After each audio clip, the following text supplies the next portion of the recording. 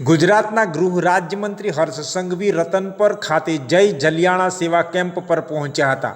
સેવા કેમ્પ ખાતે તેમના આયોજકો દ્વારા તેમનું સન્માન કરવામાં આવ્યું હતું.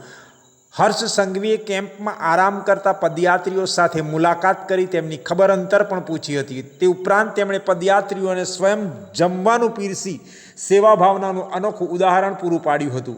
આયોજકોની સેવાભાવી કામગીરીને તેમણે બિરદાવી હતી. આ પ્રસંગે રાજ્યસભાના સાંસદ મયંક નાયક પણ તેમની સાથે જોડાયા હતા.